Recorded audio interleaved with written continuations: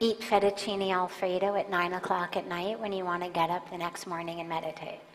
Because you're going to remember, no, it doesn't work so well. If you're going to eat it at, noon, not at night. So we learn from regret. So if you do something that takes you off your path, regret it. But don't allow guilt to start telling you stories about it. So that's piece 1. Piece 2, the specifics. Alcohol, sex, are they bad? Do they take us off the path? Well, they're very different, so we'll talk about them separately. Things like alcohol, drugs, they take us into a different state of mind through an artificial means, which is why people like them. They don't have to do any work, and suddenly where they were tense, now they're relaxed. Where they were shy, now they're gregarious and extroverted. The problem is, aside from the physical awful toxicity on your liver and your kidneys and your spleen and your body in general, aside from that, what it does is it prevents you from doing the work to reach the state of mind that is your birthright, that you should be in anyway. And so the question that I always ask people when they ask me about alcohol and drugs is, as far as I can see, you've got only 2 choices. Either you commit to the fact that you're basically always going to be on alcohol and drugs, that you're basically just going to always be drunk or under the influence of drugs. Or you say, I'm going to start working this as a spiritual path from the beginning. Because you can take the drugs or the alcohol, and maybe you feel high, maybe you feel relaxed, maybe you feel whatever you wanted to feel. But it has a half-life. It ends. You come down. Even aside from the hangover, it wears off. Now your choice is either you take it again, or you figure out some way to get to that mental, emotional state that you were in without the chemistry. And if you're going to do that at any point, why not do it from the beginning? Why pollute the organs of the body unnecessarily if at the end of the day you're just going to have to get there anyway through meditation, through contemplation, through introspection, through spiritual and psychological work? So unless you're prepared to spend the rest of your life under the influence of alcohol and drugs, the question is, why even start? People say, well, just once, just twice. Well, what are you going to get from it? Nothing. Unless you want to be addicted, you've got to do the work yourself. So start from the beginning anyway. With regard to sex, which is different, so we'll take it separately, sex is not bad at all. There's nothing in any of our scriptures that say, thou shalt not have sex. The human race would end in 1 generation. I mean, if sex were deemed bad by religion, we essentially would be condemning planet Earth to no longer have any more humans after this generation. So sex is most definitely not bad. It's been given to us as this beautiful way of propagating the species. It's been made to feel good so that we want to propagate the species. If it felt awful, we would not propagate the species. So unless you have taken monastic vows, obviously for those of us who have taken vows of celibacy, we don't have sex. But for everyone else, it is definitely not bad at all. However, it can take you off the spiritual path just the same way that alcohol and drugs can. Because it also can be used as a way to not feel what you're experiencing. I'm frustrated, I'm bored, I'm angry, I'm upset, my self-esteem is low, my self-confidence is low, my motivation is low, my boss yelled at me today, whatever it may be that's troubling us. Sex becomes a very good diversion and distraction. Whether you're actually having sex, whether you're just thinking about sex, whether you're watching pornography, whatever it may be, it becomes a way of distracting and diverting yourself rather than doing the work on a spiritual level, on an emotional level, on a pragmatic and practical level to actually create a healthier, more spiritually sustainable and empowered and inspiring life. However, sex can also be very beautiful. If you're not using it as a distraction, and you're not using it just as a physical way to, have the body feel good for 15 minutes, but you're actually using it as a way to get closer to the divine through a loved one, sex can be a very, very powerful and beautiful way of coming together. We begin as separate beings. Spiritually, we know that we are one. We know that the highest spiritual experience is one of merging into the infinite. That drop that merges into the ocean, the loss of a sense of me as separate being, and the awareness of me as one with God, one with the Creator, one with the creation. Well, for many people, a first step along that way is the experience that they have having sex with a loved one. They went from being me as separate being to at least I am one with you. So if you're using it like that, no problem. In a spiritual, monogamous, committed, dharmic, beautiful relationship, sure, nothing wrong with it. Certainly nothing to feel guilty about. The last thing you need is to give yourself a complex around sex. But if you find that it's not in that type of relationship, and it's just a way of getting out of your heart, out of your spiritual connection, out of the troubles of your mind through just promiscuous, meaningless sex, then it's just like another drug.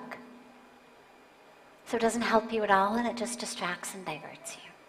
But if you're using it as part of your spiritual path, it can be a very, very beautiful way for people to come, people who are in a committed dharmic relationship, to come together. Yeah, beautiful questions.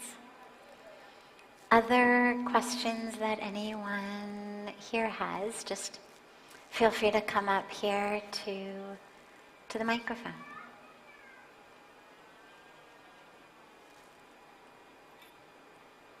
Yeah, you can come. Come. It always takes courage to be the first person. Come. Apayega.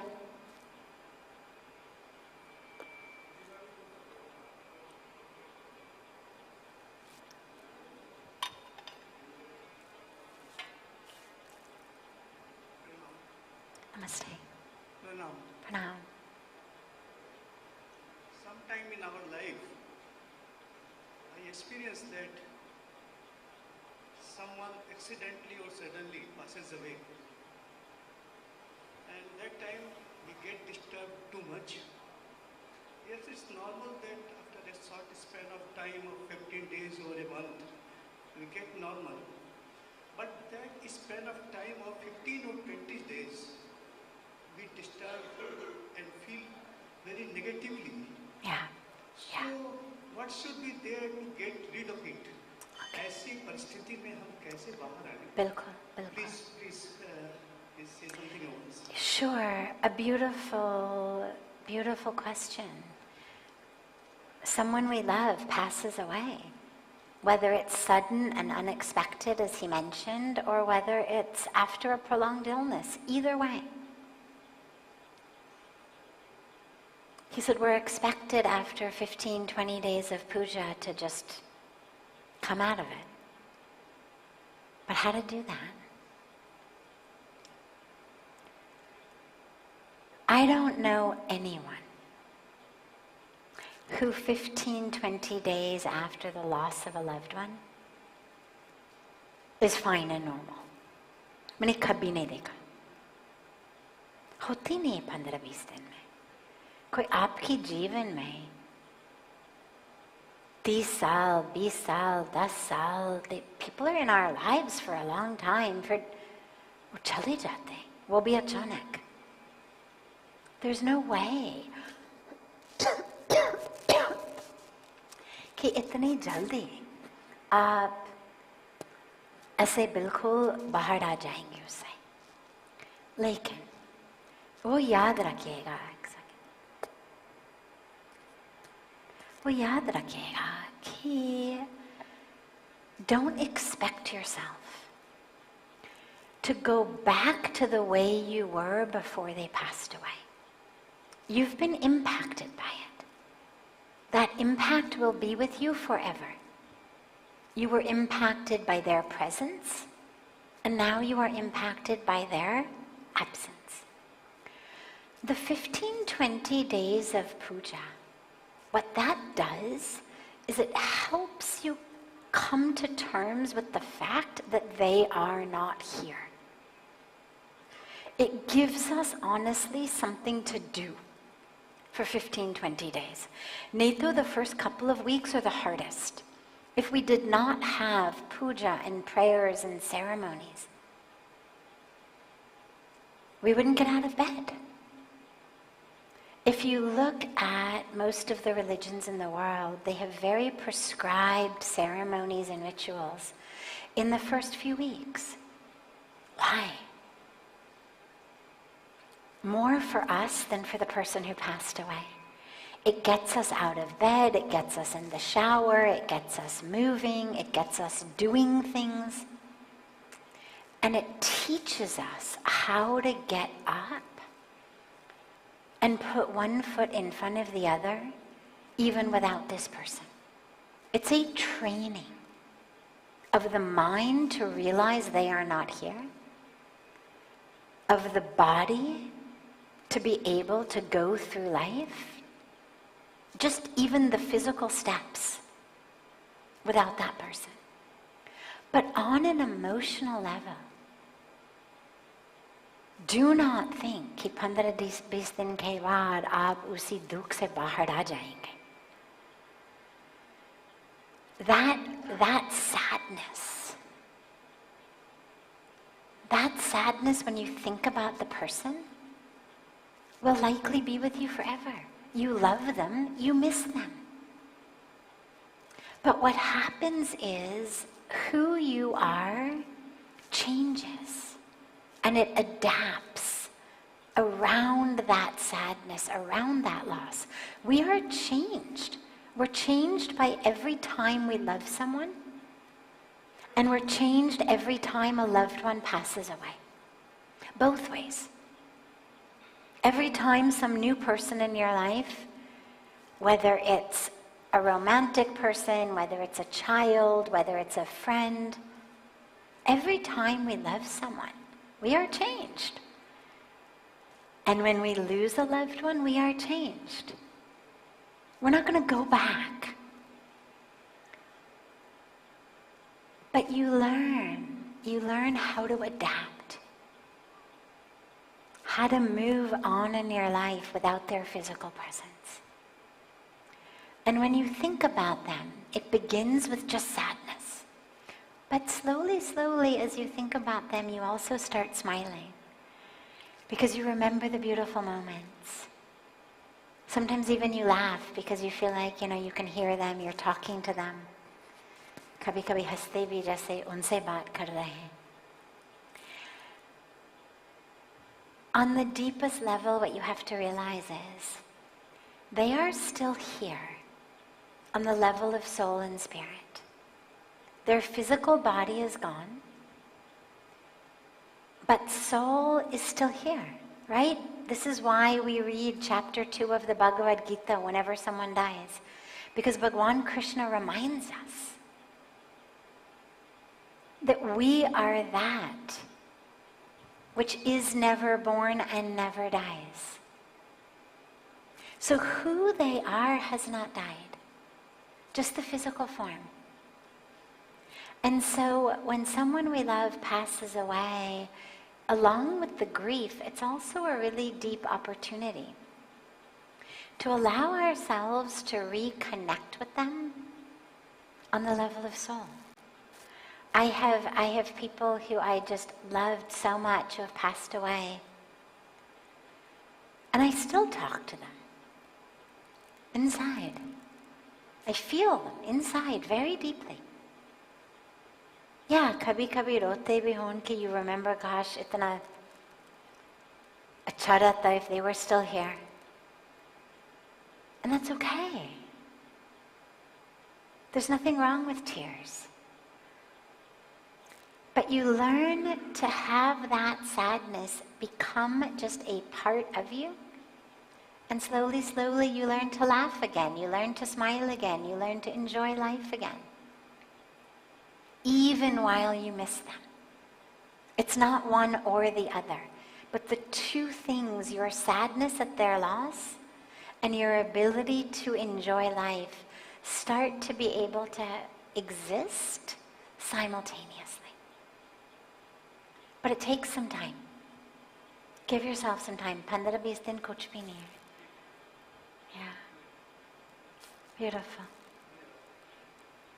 Beautiful. Other questions? Yeah, come. Acha, first him, then you.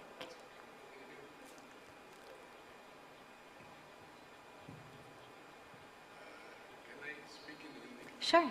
बस mic को थोड़ा सा ऊपर कर दीजिएगा. Mic जो है थोड़ा सा मुंह पे ऊपर कर दीजिएगा.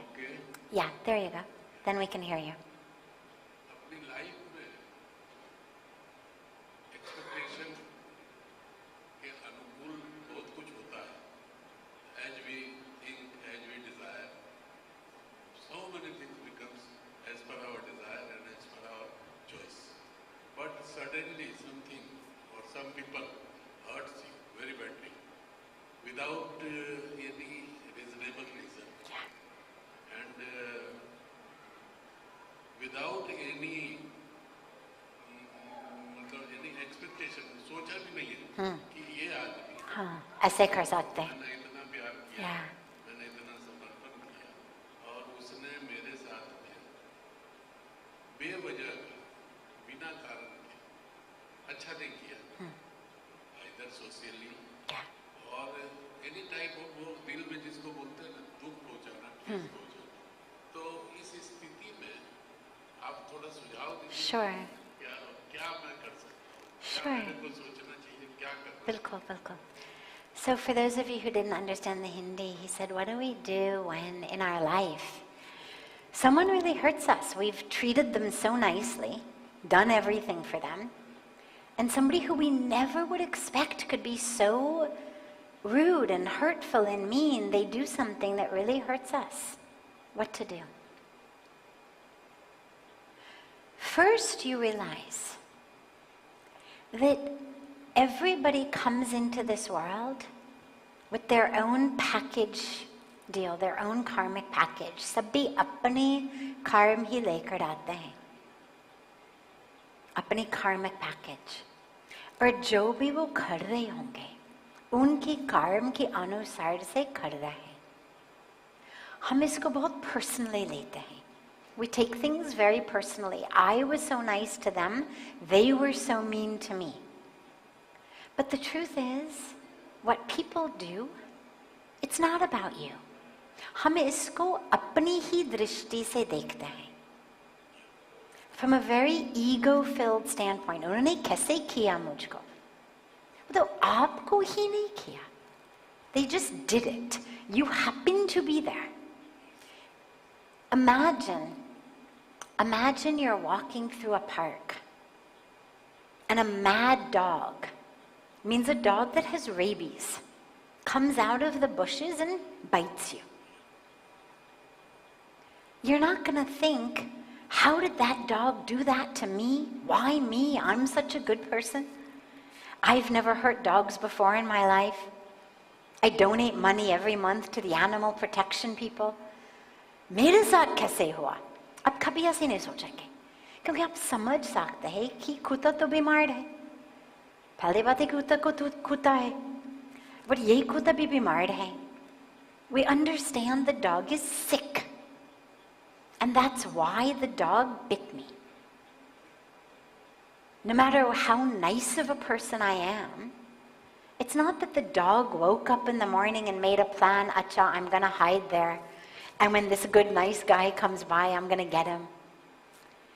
You just happen to be in the wrong place at the wrong time where this dog was sick. And he bit you. ठीक इसी तरह से जब लोगों की toolkit, देखो अगर आप एक carpenter हो, toolkit, सभी का अपना toolkit है. We all go through life with a toolkit, right? Now, a carpenter's toolkit's going to have what? It's going to have a hammer, and it's going to have, a screwdriver, and it's going to have all sorts of other tools, the names of which I don't even know, because he's going to face so many different situations. And he understands, acha, for the screwdriver, I need a screw. For the nail, I need a hammer. For this, I need a wrench. Right? You can't use a hammer to unscrew a screw. You need a screwdriver for that. But if I don't have a screwdriver, and all I have is a hammer, and I keep hitting the screw, it's not going to work. और वो screw केवल खराब हो जाएगा. ठीक इसी तरह से जीवन में सभी लोग अपनी ही toolbox से अपनी जीवन में जा रहे हैं. We go through life with our own toolboxes, and our toolboxes are created from past karma, from our past births, from our karmic package, but also from our families of origin, from our childhood, from our education. Were we taught loyalty? Were we taught honesty? Were we given sanskaras? Were we taught patience? If I have loyalty and honesty and patience and generosity in my toolkit, तो जब भी जरूरत पड़ेगी तो है मेरे पास, तो उसी के अनुसार से I will treat you. But if my toolbox is empty, or if the only things in my toolbox are cheating and lying, because that's what I've been taught in my life, that's what I experienced in my childhood, in my experiences, well, that's how I'm going to treat you. So whenever somebody disappoints you like that, number one, do not take it personally. It's not about you. It's like the screw saying to the hammer, क्या समझते हैं अपने आप को? मैंने आपको क्या किया कभी? Well, it's not that the hammer is trying to hurt the screw. It's just that there is no screwdriver. The hammer's all he's got. So he's trying his best. But it's not working. And it's hurting the screw. In the same way, when people treat us really badly, it's because that's all they have. That's all they can do. So do not take it personally. It's not about you. आपने भले ही जितना sweetly उनको treat किया, जितनी बढ़िया से treat किया, अगर उसकी टूल बॉक्स में ना दया है, ना अध्यात्मता है, ना सत्य है, तो करें क्या बेचारा? Right? So it's like the mad dog. The dog is sick. So people also are sick. Anger, greed, jealousy, competition. These are ways of being dis-ease. They are dis-eases. Means we are not in ease. So you do not take it personally. Have compassion for them, but you learn a lesson. You learn a lesson that you are not going to walk through that pathway in the park again because you know there is a sick dog that bites. In the same way, don't feel anger in your heart to that person. But you also don't necessarily want to rely on them again or trust them again or give them a position of responsibility until and unless you know they've developed those tools. Thank you. Beautiful. Yes.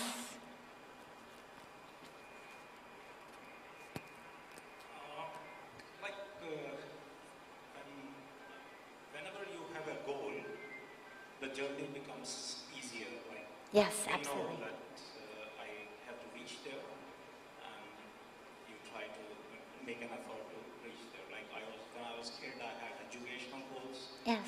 When I was in the job and all, I had professional goals, social goals. Yes, of course, and of so on. course. The goals become our destinations. Yes. Yes.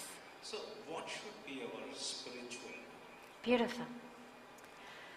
Our spiritual goal should be what we call self-realization or God realization or moksha or enlightenment. Whatever word you use, it doesn't matter. There's slight variations when you look in the Sanskrit of the different terms, but for practical purposes, what it means is the spiritual goal is to recognize you are not your body. You have a body, but you are not the body. We suffer because of this body illusion, body consciousness. I look in the mirror and I say, oh God, you've gotten fat. Or, oh my God, your hair looks awful. Or, oh my God, you have another wrinkle. Or, oh, those clothes are last year's clothes. Why don't you have enough money to buy new clothes? And then I start to suffer. And then I feel jealous of people who are younger or more beautiful or who have nicer clothes than I do. I start to feel badly about myself. I look at other people based on what they're wearing, based on what they look like. I objectify the world, I objectify myself. And it leads to suffering. Jealousy, competition, low self-esteem. And it's all rooted in one thing. Maya. Illusion. You are not the body. It also means you are not the role you play, the job you have, the package deal of the house and the car and the bank account that comes with the role.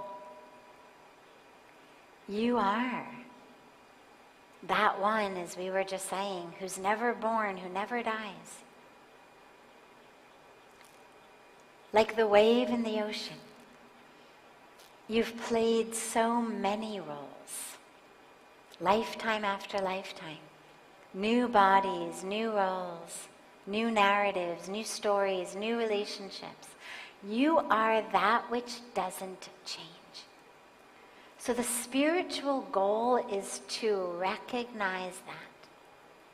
Not just to know it intellectually, but actually to connect with who is that in me. We all can connect very nicely with our physical body. I'm hungry, I'm tired, I'm sexually aroused, my stomach hurts, my legs hurt, my back hurts. We know very well how our physical body is feeling. We know how our mental state is feeling. I'm angry, I'm happy, I'm frustrated, I'm jealous, I'm resentful, I feel guilty, I'm in ecstasy. Right? We know how all of that feels. What most of us don't know is who is that? Not the body, not the emotions, not the feeling state. Who is that? Who is that that is the same, whether I'm hungry or full, tired or well rested, happy or sad? Who is that? Who is that that looked in the mirror when I was 5, long before I had any wrinkles, that looks in the mirror today? Who is that? And an experiential connection with that, which, I'll give you a hint, is one with the divine. And this is why we are taught these mool mantras of Aham Brahmasmi. I am one with Brahman, one with the supreme reality, the infinite existence. Tat Tvam Asi, thou art that.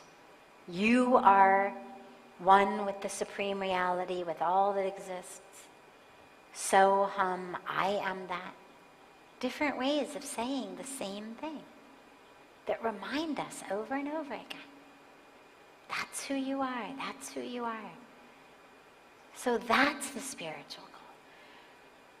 And as you work toward that with the self, you also work toward it with others. Because as you realize you are not the body, then you realize neither are they. So where we begin by seeing people as beautiful or ugly, friend or foe, like me, not like me, this is us, this is them, suddenly you start to see the same content in everyone. They're different packages, but the same content. Like you recognize that every wave in the ocean is just ocean. In the same way, you start to see that same divine in all. So that's the highest goal. And then to hold it, right? So we get it, we get a glimpse of it, and then we lose it. And so you work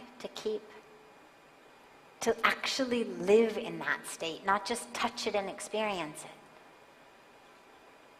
but to never fall out of it. Beautiful. Beautiful. Last. Yes. I consider myself to be a fulfilled man. Wonderful. Apart from one thing, normally everybody knows where he lacks and all that. I lack in spirituality. And as far as dedication is concerned, I'm a very dedicated person, although as far as my education is related to my education, my sports routines, and my business and all that. I do really well in all these things. Wonderful. But whenever it comes to the spirituality, whenever I try to do something, like for example, let's just give you, I believe that I should start reading Gita, 1 page a day only. But that day never comes. So how to bring that dedication towards spirituality? Beautiful. In the beginning, we need discipline and willpower. But just in the beginning. To start a new habit takes a while. I've heard different science. Some people say 21 days, some people say 40 days, but whatever it may be, it takes a certain amount of time. It doesn't take years. Even if you take the longer estimate and you say 40 days, it's only 40 days. Make a commitment. that for 40 days, whatever new habit you want to start, that you are going to do that every day. And use tricks. There's all kinds of tricks to use to discipline the self. For example, if I don't read a page of the Gita in the morning, I don't get breakfast. If I don't read a page of the Gita, I have to take that entire day's earnings and give the money to somebody I hate. Come up with rules. You can use a carrot or you can use a stick. Give yourself some reward or some punishment. Either way. Food works very well. Money works very well. Okay? The day no Gita, that day no tea, no coffee, or if you don't drink tea or coffee, just no breakfast. No food at all. I'm fasting that day. Until I read the Gita, I get no food. That'll get you to read it pretty quickly. But that's just in the beginning of a habit. Don't feel badly. This is how the human mind works. We do those things that we are habituated to doing. And it just takes a little while to lay a different habit. The deeper and more powerful way is to fall in love with God. Because when you love someone, you don't have to set a reminder to spend time with them. You don't have to put a reminder in your phone to call your kids. They might have to put a reminder to call home. But you don't have to put a reminder to call your kids. Because you love them. You're thinking about them all the time. Ideally, we love God so much that reading Gita, doing japa, doing puja, these things are things that we can't wait to do. But until that bhakti really arises in you, use discipline. Nothing wrong with that. I remember when I first came to Parmarth Niketan, so every morning at 5 a.m., they have beautiful prayers that take place in this hall. There's chanting of prayers, and then there's a lecture in Hindi. It goes from 5 to 6. It's no longer compulsory, but when I first came here, it was compulsory. You had to go. And at some point between 5 and 6 in the morning, the guard would go around to all of the rooms of the ashram checking to see who's not in the prayers, who's sleeping. And he had a big danda, a big stick, and he would bang on the doors to see was there anybody in the room asleep. At the end of the lecture, at 6 o'clock, just before ending, whoever was giving the lecture that day would receive a slip of paper. And the last part of the morning prayers was, they would say, Aaj itni logon ka upvas hai. And they would read out the names of the people who were in their rooms with, today, the following people are observing fast. Which was just a very nice way of saying, these people will not get food today. If you didn't show up in the morning prayer, you didn't get food. In fact, there's a great story of the former president of India, Shri Rajendra Prasadji, when he came to the ashram, long before I was here. He came to the ashram, didn't go to the morning prayers. I think probably nobody had mentioned to the president, ki, by the way, this is compulsory, you have to come. But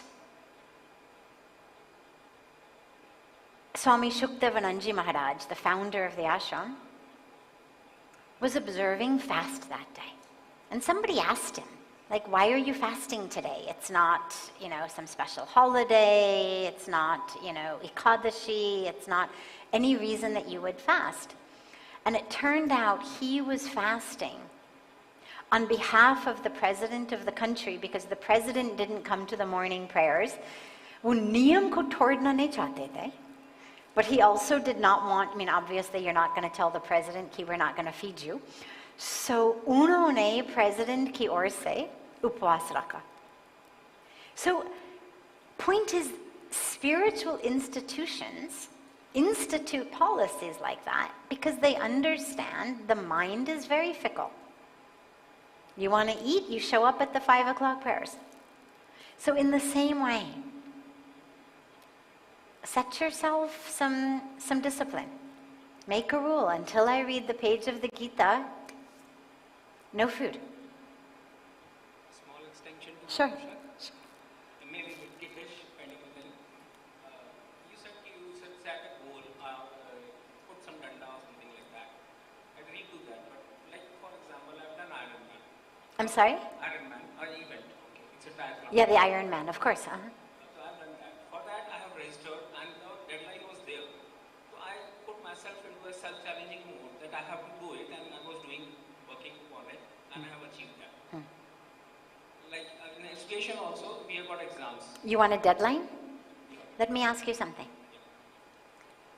What guarantee do you have that you're not going to drop dead before you walk out of the door of satsang?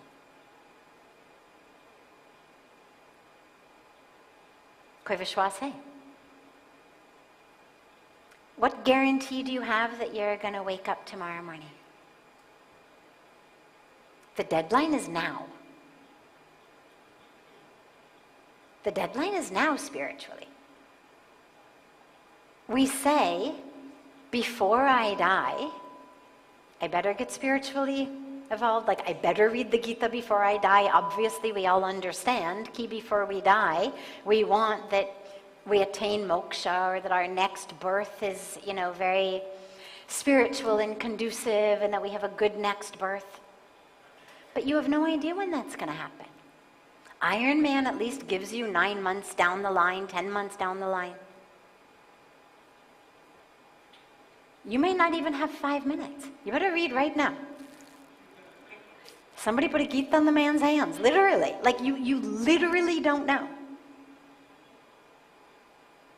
Postpone anything that's got a deadline that you know that's down the way. Okay, you start training for the Ironman tomorrow instead of today, fine, you'll be okay. But your spiritual path, you don't know. Yeah, great. Have a beautiful rest of your evening. If we didn't have a chance to get your question today, we will take it tomorrow. Have a beautiful, beautiful, beautiful evening. And I'm now back home, thankfully, for at least the next week plus. So 10 days. So we'll be having satsang each evening after the arati. So looking so forward to seeing you all tomorrow. And so